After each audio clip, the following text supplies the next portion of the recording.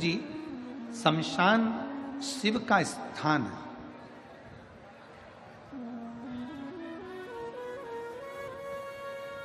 वहां जब किसी मुर्दे का अंतिम संस्कार होता है, जब किसी को अंतिम संस्कार किया जाता है, अग्नि में चिता पर उसको लेटाया जाता है, राख जो एकत्रित होती है, राख जो भस्म, जो राख एकत्रित होती है, वो भस्म, वो राख आखिरी में उसको उठाकर विसर्जन क्यों किया जाता है?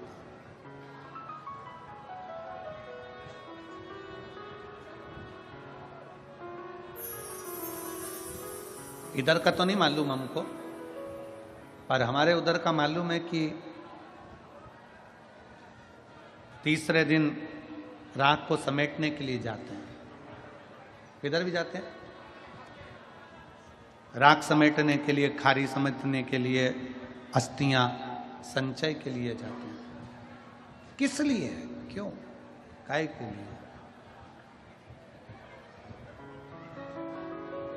कोई भी सनातन धर्म के अगर अंदर कोई भी चीज हो रही है, जैसे अस्थि संचय हो रही है या राख एकत्रित कर कर विसर्जन कर रहे हैं, या कोई भी चीज हो रही है, सनातन धर्म में ये शास्त्र से विमुख नहीं है, शास्त्र के अंतर्गत।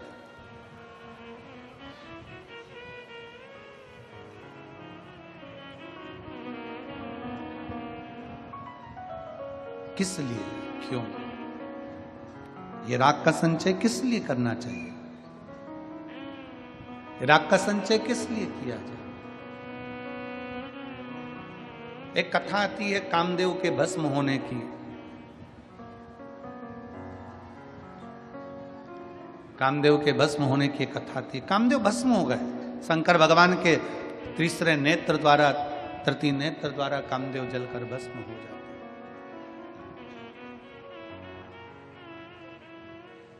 थोड़ी सी भस्म, थोड़ी सी राख पड़ी हुई है,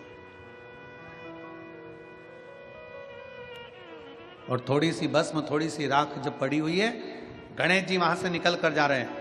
भगवान गणेश जब वहां से निकल कर जा रहे हैं, गणेश जी निकलते जाते जाते वहां थोड़ी देर रुक गए, और रुककर गणेश जी ने देखा कि बहुत सारी भस्म पड़ी हुई है। तो गणेश जी ने महाराज वहां उस भस्म को उठा लिया, और भस्म को उठाकर श्री गणेश जी महाराज ने उसी समय पर उस भस्म का पानी मिलाकर एक पुतला तैयार कर दिया। आवाज क्लियर करिए।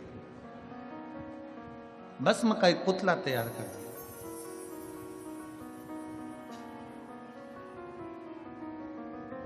पुतला जैसे ही भगवान श्री गणेश जी महाराज ने भस्म का पुतला बनाया, और पुतला बनाया, थोड़ी ही देर हुई थी और उस भस्म के पुतले में प्राण आ गया।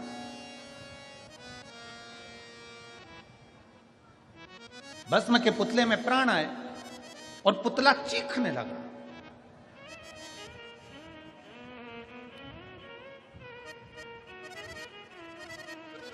कामदेव जलकर भस्म हो गए। कामदेव का अगले जन्म का माता रति को वर भी दे दिया गया, सब कुछ। माता रति को वर भी दे दिया गया, सब कुछ हो गया। पर जो थोड़ी सी भस्म पड़ी हुई थी, जो थोड़ी सी भस्म थी, उसका पुतला बन गया, और पुतला बनाकर उसमें प्राण भी आ गया। वो चिल्लाने लगा।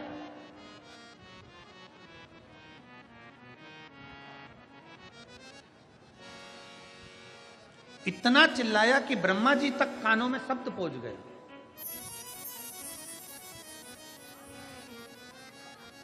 और ब्रह्मा जी के कानों में जब शब्द गया तो ब्रह्मा जी समझ गए कि ये चिल्लाने वाला कोई साधारण नहीं है।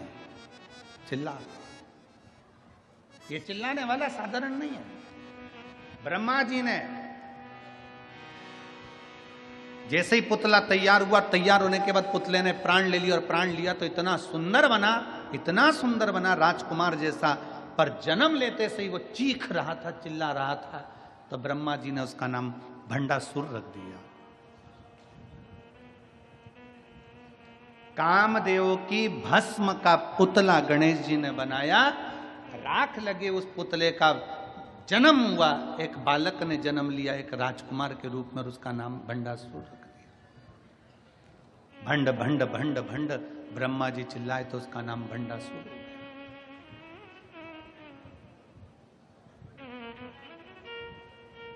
अब भंड ने सामने देखा तो श्री गणेश जी महाराज थे। भंड ने सामने देखा श्री गणेश जी बैठे हुए हैं, अष्ट विनायक, रिद्धि सिद्धि के दाता, बुद्धि के दाता स्वयं श्री गणेश जी महाराज बैठे हुए, स्वयं श्री गणेश जी विराजमान।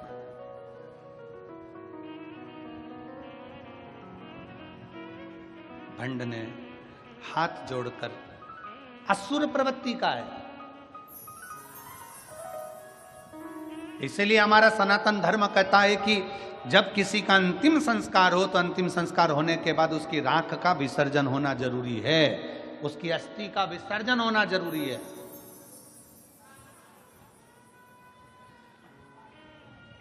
कौन असुर का क्या भाव वहां प्रकट हो जाए कोई नहीं कह सकते। कौन असुर का? भंडासुर पैदा हो गया, जन्म ले गया। गणेश जी के हाथ जोड़कर बोला गणेश जी महाराज से, महाराज जी मैं आपके चरणों में पड़ा हूं, मेरा जन्म मैं नहीं जानता। गणेश जी ने कहा तुम इस भस्म से, इस राख से तुम्हारी उत्पत्ति हुई है, तुम्हारा नाम भंडासुर होगा, पर सुनो क्या चाहते हो मांगो। गणेश जी से वर मांगने के लिए भंड ने कहा दिया कि मुझे वर दीजिए कि मैं मरूं ना। गणेश जी ने कहा देख भाई, कोई भी वर देने की सामर्थ्यता मुझ में नहीं, वर देने की सामर्थ्यता मुझ में नहीं है। शिव महापुराण की कथा कहती है, घर में अगर कोई बुजुर्ग है तुम्हारे, घर में अगर कोई पिता है तुम्हारे, घर में तुम्हारी माता है, घर में तुम्हारे ताऊ हैं, घर में तुम्हारी ताई है, घर में तुम्हारे चाचा हैं, घर में तुम्हारी चाची हैं, घर में तुम्हारे काका हैं, काकी है, कोई घर में बुजुर्ग है, कोई घर में तुम्हारा सास ससुर बैठा है, घर में कोई बुजुर्ग बड़ा बैठा है, तो शिव महापुराण की कथा कहती है पूजन में, सत्कार में, आदर में सबसे पहले घर के बड़ों को आगे रखना चाहिए। सबसे पहले घर के बड़ों को आगे रखना चाहिए। और यहां तक शिव महापुराण की कथा कहती है अगर मान लो 10 जजमान बने, 5 जजमान बने, 15 जजमान बने, 20 जजमान बने, तुम्हारे गांव की शिव पुराण की कथा में मान लो 8 बने, 10 बने, 15 बने, उसमें भी ये देखो कि बुजुर्ग कौन है, उस जजमान में बड़ा कौन है, उम्र में बड़ा कौन है, उसको आगे रखो। धन से नहीं, उसकी उम्र से आगे बढ़ाओ उसको। उम्र में बड़ा है ना, ये वृद्ध अवस्था में बड़ा है ना, इसको आगे।